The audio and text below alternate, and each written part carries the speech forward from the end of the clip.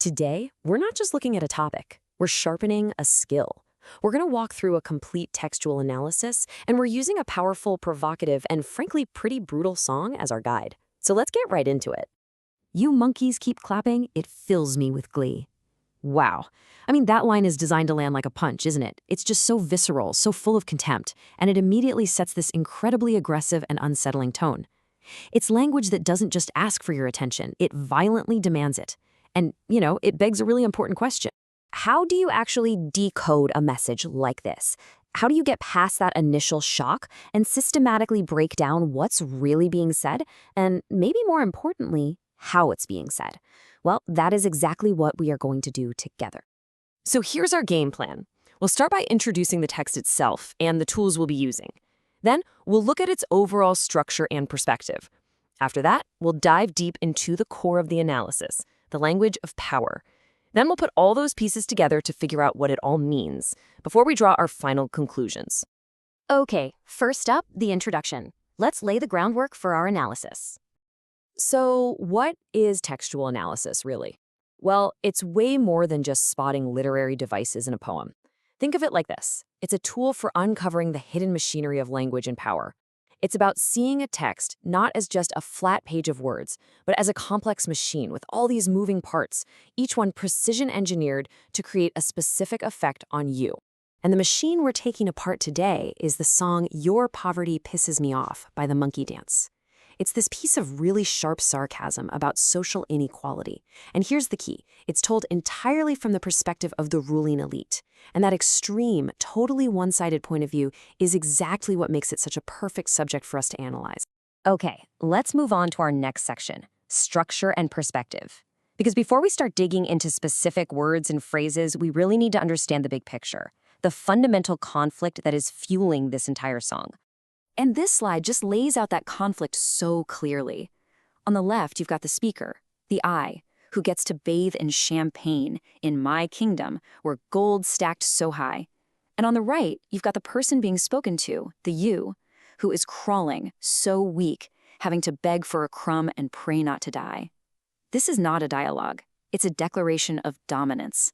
The entire song is built right on top of this massive, unbridgeable chasm.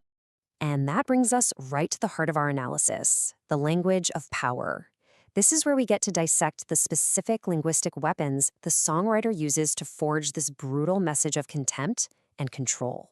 The first tool we're going to pull out of our kit is antithesis, and it's pretty straightforward. You just take two opposing ideas and smash them together to really amplify the contrast. It's one of the most direct and powerful ways to show a conflict. And this is a perfect illustration of how it works. Swinging in a palace versus fighting for peanuts. Gold stacked so high versus praying not to die. The contrast here is so extreme it's almost grotesque. This isn't just about a difference in wealth. It's a fundamental difference in existence. And here's why that's so effective. The antithesis doesn't just show you a gap, it makes that gap feel absolute, permanent, totally unbridgeable. It's saying these two worlds cannot and will not ever meet. And that just reinforces the speaker's sense of complete separation and superiority. All right, next up, the metaphor. A metaphor is all about making an abstract idea feel concrete by borrowing language from somewhere else. And in this song, it's used to make the idea of economic exploitation feel disturbingly physical and violent. And this is probably the most visceral example in the entire text. I sip from a chalice that's filled with your blood. The speaker isn't just benefiting from some unfair system. They are, quite literally in this metaphor, drinking the very life force of the people they're oppressing. The effect of a line like that is just profound. Exploitation stops being some detached, abstract economic concept. It becomes a direct, personal, vampiric act. This kind of language transforms the rich speaker from just a beneficiary of a system into a literal monster. Let's look at our third device, hyperbole. This one's simple, right? It's just extreme exaggeration for effect. You use it to hammer a point home or to inject some really powerful emotion. And here, it's used to show the speaker's sadistic glee. Your miseries, fuel for the cigars I smoke. I mean, what an impossibly cruel image. The suffering of other people isn't just a byproduct of the speaker's wealth. It's the very thing that powers his luxury. The more they suffer, the better his cigar tastes. It is the ultimate expression of contempt. So if we take a step back, we can see how all these individual little tricks form larger patterns or motifs. This table gives a great summary. First, you have power versus powerlessness, which just sets up the basic hierarchy. Then you've got exploitation, showing where all the wealth comes from. And finally, manipulation, which reveals how this whole unjust system is kept in place. Altogether, they create this complete, self-reinforcing system of oppression. Okay, so we've taken the machine apart, we've looked at all the different gears and levers. Now let's move to the next logical step, interpretation and impact. What does all of this add up to? What is this song ultimately trying to say? Well, based on our analysis, we can come up with at least 3 different ways to read this. First, you could see it as a radical critique of neoliberalism. Second, with lines about fixing elections and buying judges, it's pretty clearly a biting political satire of authoritarian rulers. And third, and this one's maybe the most disturbing, it could be seen as an accusation of passivity, aimed at the masses, who, in the speaker's view, actually applaud their own oppressors.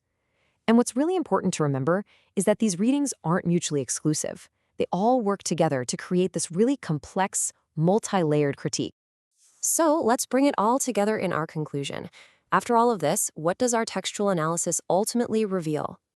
Well, our analysis shows us 3 really key things. First, that language is a weapon.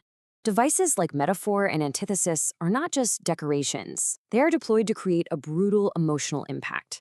Second, that power has a structure. The text literally lays bare the mechanics of economic and political control. And finally, the perspective is everything. By forcing us into this radical first-person view, the song exposes the arrogance and contempt of the ruling class in a way that a normal third-person story never could. And if we had to boil our entire analysis down into a single, powerful sentence, it would probably be this. Through a brutally sarcastic and personal voice, Your Poverty Pisses Me Off exposes the perverse mechanisms by which a ruling class builds and even celebrates its power on the suffering of the masses. And that brings us to a final thought.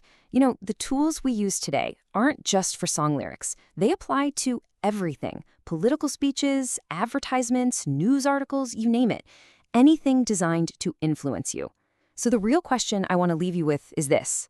Which messages in our own culture right now demand a closer look? What hidden mechanisms of power are shaping your world?